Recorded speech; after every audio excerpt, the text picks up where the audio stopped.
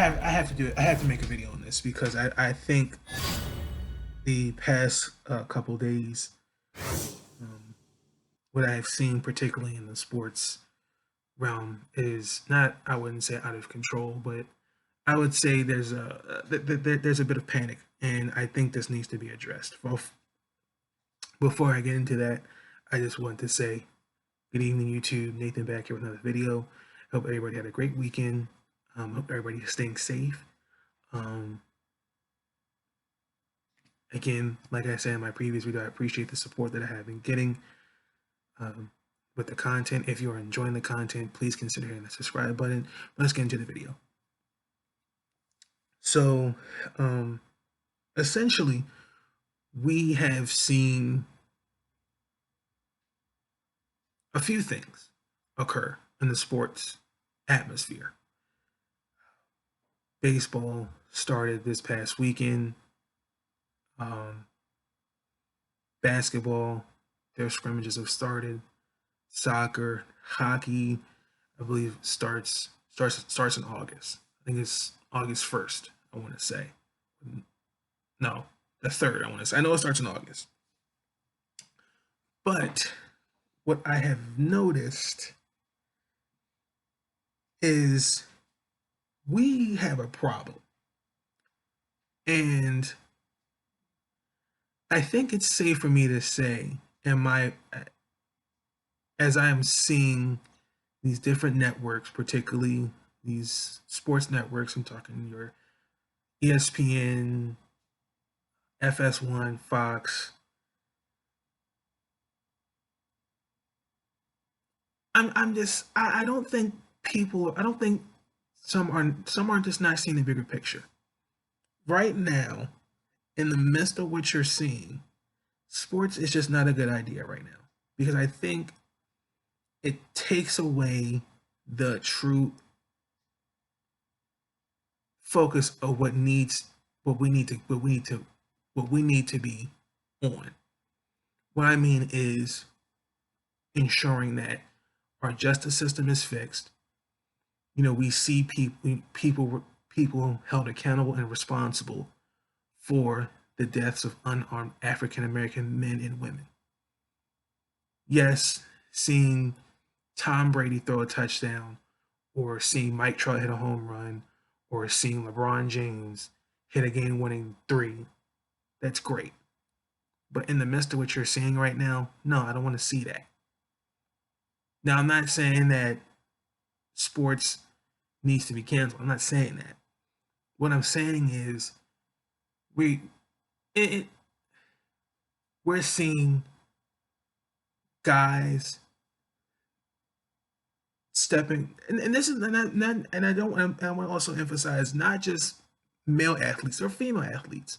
There are a couple women athletes from the WNBA, for example, that are stepping away from the game to focus on social injustices. You have athletes that are doing the same thing in the NBA, baseball, football. Never heard too much about hockey. But the one thing that's alarming, what really kind of compelled me to make this video, was Lou Williams. For those who don't know, Lou Williams is a shooting guard for the Los Angeles Clippers. And Lou Williams has found himself in a pickle. From what we understand is that Lou Will had an excused absence to leave the bubble from Orlando to attend a funeral.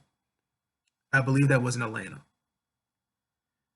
So my understanding is that he went to a wing place called Magic City. Apparently, they have the best food. I've never been there, but he's photographed outside this gentleman's club, and I mean that's the place, Magic City. It's essentially a gentleman's club. He's photographed coming out of it, and essentially now he's getting heat because for 20 minutes we don't know what he was doing in that establishment. And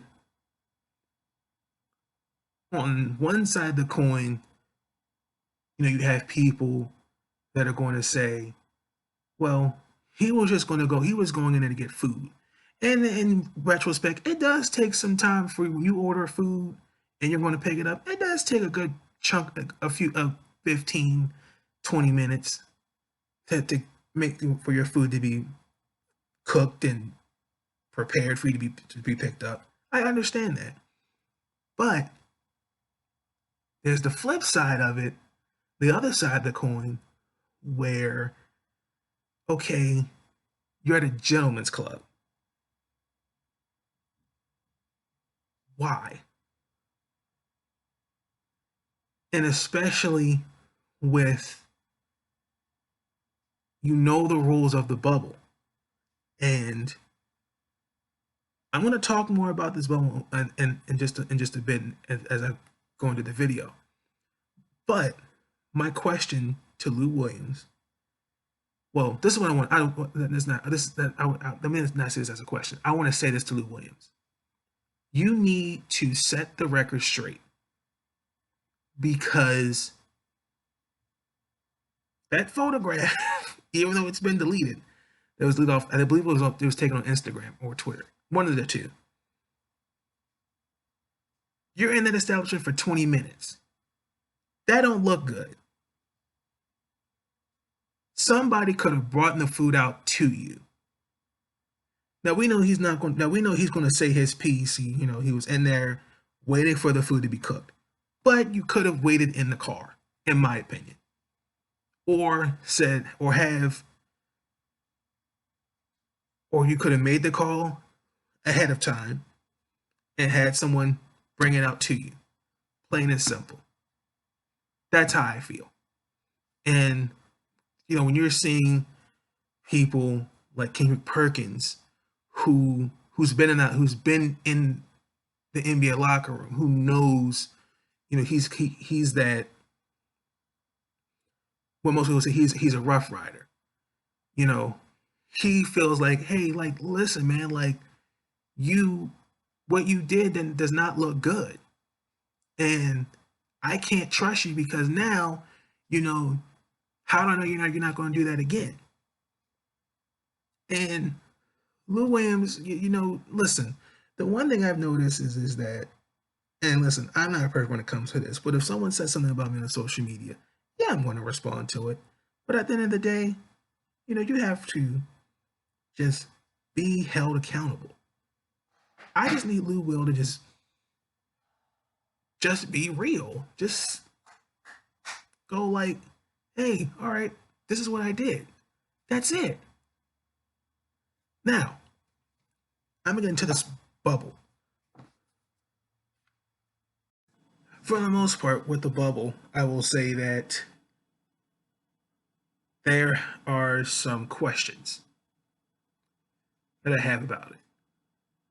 We've seen videos. I believe it was Alyssa Clark. She's a WNBA player for the Seattle Storm. And with somebody else, I cannot think of her name, for where they were bunked, the condition of their room, different things taken into place. You had players complain about the food, where he's composed, like, for example, like LeBron, he had all this luxury food. I think he had like caviar, and some other fancy foods. Whereas guys are getting like the sandwich wrap, vegetables, chips, different things like that. Now, there's this thing that the NBA has created. That's a hotline where, if there is somebody that, and the person's anonymous, if they feel like someone is breaking the rules, of the bubble. And we have seen numerous examples so far where that's happened. Now, it has now become a snitch hotline. What I don't understand is you guys are okay. For example, I think it was Rashard Holmes. It was somebody for the Sacramento Kings.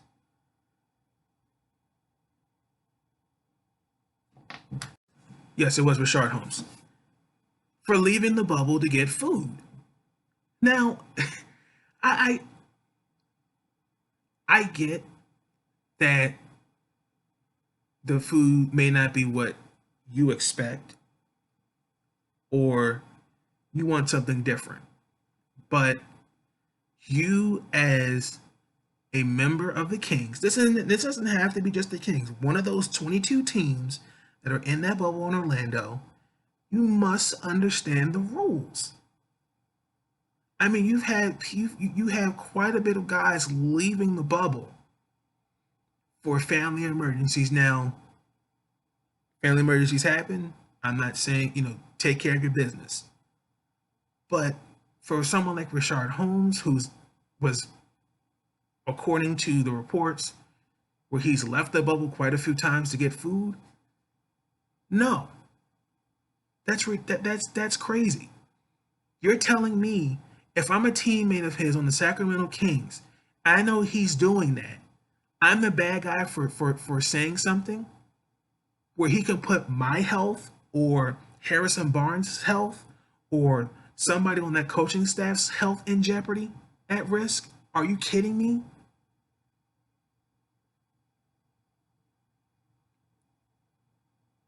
I also wanted to point this out.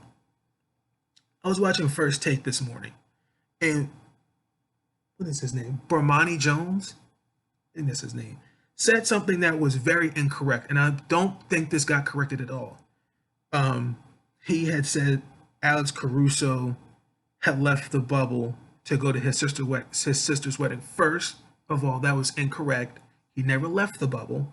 He chose not to go, even though he was, from what I understand, he was disappointed. He did. He was looking out for his team. He stayed with the team. I mean,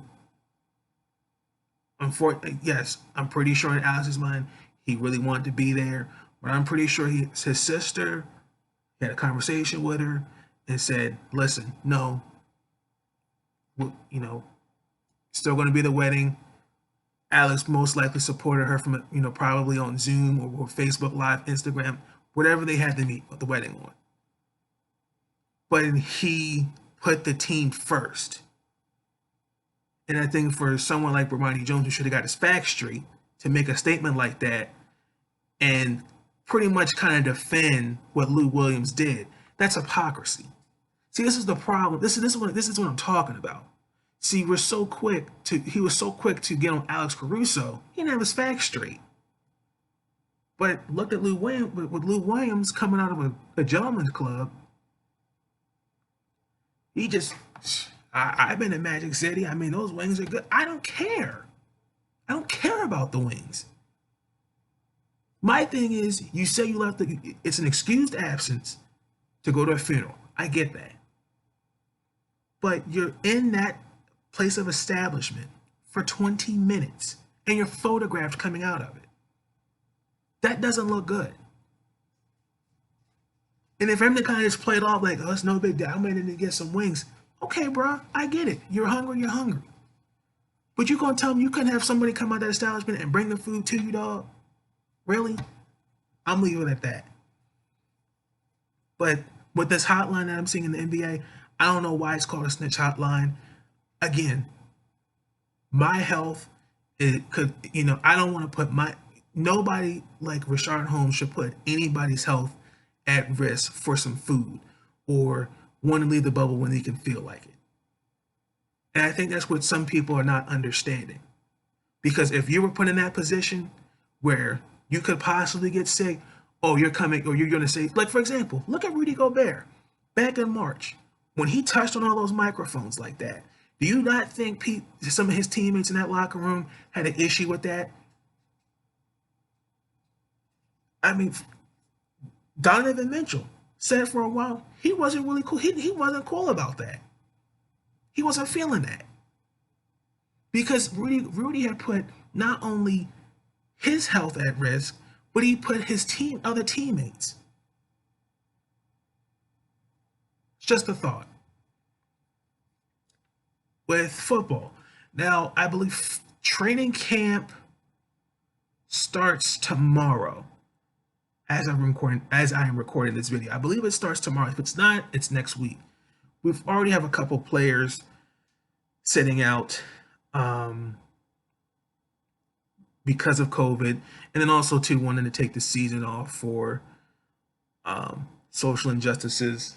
But for the most part, it seems like things are going to be moving at a high pace, not a high. Let me say at a rate where I think the teams have communicated with the players, coaches. They've all communicated with each other with the play. Excuse me, with the plan that's going forward for training camp, and then also too, the one thing I haven't really heard about the NFL as of right now, is there a bubble? Is there a system in place for teams where you're seeing like the NBA, for example? Because if you look at the NBA said, okay, this is what we're going to do. You know, I know, for example, like for the Ravens, I think they're going to have the max capacity of 14,000 fans at M&T Bank, which makes sense. But the way things are looking right now, for all I know is I don't know what's going to happen next month or going forward as the year progresses. I mean, we're already at the end of July. Who would have thought, you know, this would still what's happening with COVID-19? Who would have thought this is still continuing? Especially when you're seeing the number of cases rising, which is, I would say, for the most part, alarming. But I feel, with my personal faith, I think things will get better. I believe we will see a turnaround. But essentially, I would like to see a plan in place with NFL teams. Now, I do know for a fact that they have gotten rid of the preseason games, so I think they're just going to go straight into the season. But for the most part, for the NFL, things seem to look like they're going to continue. But each team, I feel like should be responsible for how training camps go, how to communicate with the players, and different things like that.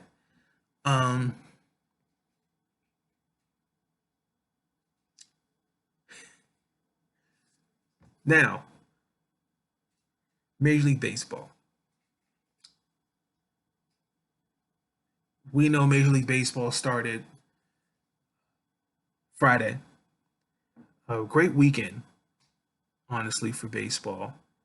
The first time, I believe, since 1966 or 67 that no team is 3-0. But in the midst of this shortened season of 60 games, we are already kind of seeing the clock tick. What I mean by that is the Miami Marlins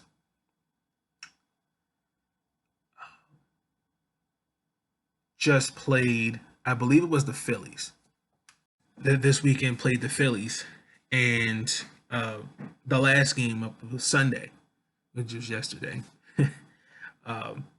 Pitcher, I think his name is Jose Urena, was scheduled to pitch, and Don Mattingly scratched him. He was scratched from the game. We didn't know anything, and then a few hours later, there's a report that Urena and three other players tested positive for the virus. And then,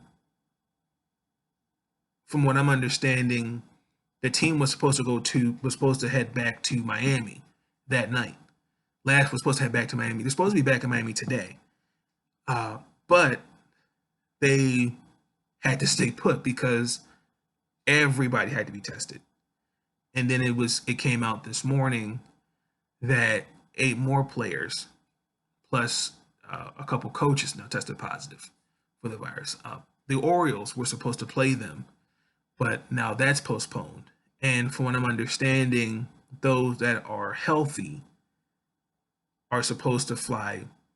Those are that for the Marlins are supposed to fly back here. Me personally, I have an issue with that because one, I don't know if any of those 4 players before these guys were before today. I don't know if those 4 guys came in contact with any other Marlin player. And I don't think right now it makes sense for any Marlin player, whether they're healthy or not, particularly those that say that they're healthy, to fly to Baltimore. Or no, because for all I know is they could start showing symptoms. And this is where I look at Rob Manfred and say, well, the clock's ticking. Because here it is, first and foremost, you as a commissioner, not just him. I'm saying Rob Manfred because I'm going to get into the owners, but I think the way this is being handled, it does not look good on his part. I mean, from really since March, um, I have seen, as a baseball fan, I have seen chaos. I have seen owners and players disagree about money. I have seen guys disagree about how many games to play. I have seen just a multitude of problems, skeletons in the closet, that to me only get addressed when they feel like being addressed. And I just think that that's bull. I think it's sad. I think it speaks a lot, and this has nothing to do with let me say this. And I know this may sound this might get off topic, but because Major League Baseball has nothing to do with failing to ingratiate the game in the African American community. This has nothing to do with it. It makes me irritated to hear that brought up all the time. First and foremost, let's just keep it honest. There are some that are in the African American community who are not interested in playing baseball. I was a part of baseball for my high school varsity team back in high school. But majority of the sports that most likely football, basketball, track and field. Now, no one is saying that Major League Baseball has failed to embrace themselves with the African American community. It's a choice. If I choose not to play baseball, that's my choice. Rob Manfred, the Bubsy League shouldn't force somebody to play baseball if they don't want to. But then again, you would like to see more of that. You want to see more diversity. But I mean, to me, when I hear people on these sports talk shows talk about, they fail to ingratiate themselves with the African American community, you act like there's no black baseball players, excuse me, in the game currently, and that's what frustrates me. But that's a whole nother subject for another video. Essentially, it's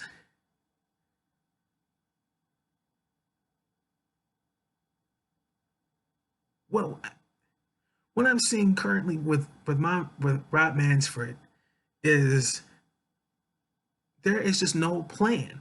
I'm surprised that this was not talked about. There needs to be a bubble, because now you could potentially out of the 60 games, the Marlins may have to forfeit all their games. And now may possibly the Philadelphia Phillies. Because who knows? Some Phillies could have came in contact with some guys. Who knows? I don't know that. We don't know. But right now, what you're seeing, this is where Rob Manfred needs to take leadership and say, okay, this is what we need to do. But from what I'm seeing, I don't see anything. And as a baseball fan, let me just say this. Do not be surprised if we hear that there are more cases with the Marlins. If there are more cases, there are going to be players and coaches of other teams that are going to say, I'm not playing. Don't be surprised if you see that this coming week.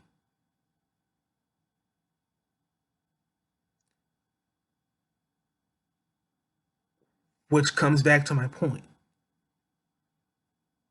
Right now, it is not a good time for sports. And it pains me to say that, but that's the truth.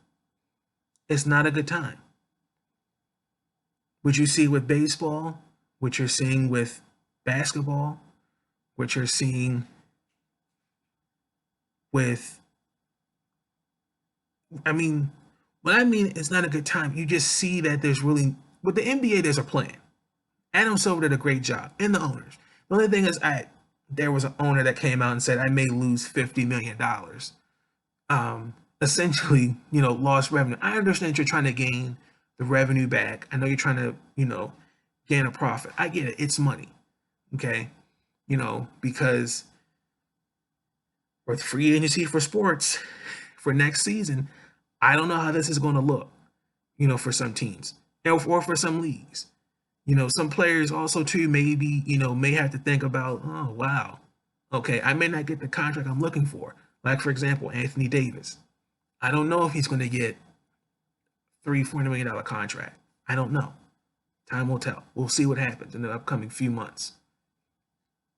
But essentially, what you're seeing with these things that I'm pointing out, we need to really kind of evaluate with the sports and saying, is this really a good time? I just want to leave you guys with that. I want you guys to really, really let that sink. Is this really a good time for sports? With COVID, with, the deaths of George Floyd, Ahmaud Arbery, Breonna Taylor, so many more unarmed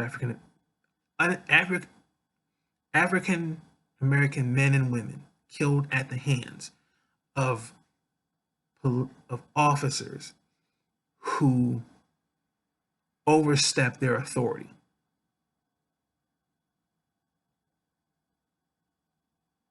We need to really think about that with sports. Like I said, it's painful for me to say that, but I just wanted to make this video because I felt like it was necessary. I felt as though it needed to be said. For me, I feel like I wanted to get this off my chest, and I think that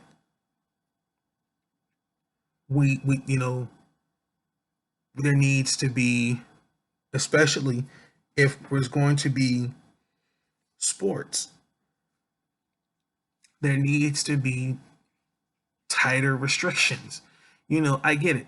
If you have a family emergency, things happen. Take care of your business.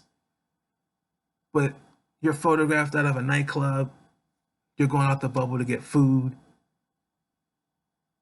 You don't have a system in place if players get sick where you can not only put other teams at risk. And just look at the Blue Jays. The Toronto Blue Jays, they can't play in Toronto.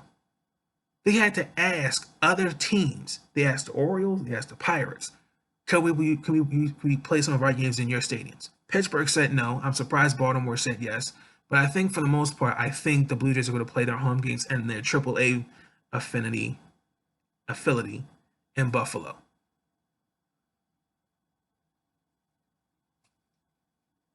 These situations really show me that there needs to be some type of plan, and someone has to be held accountable for it.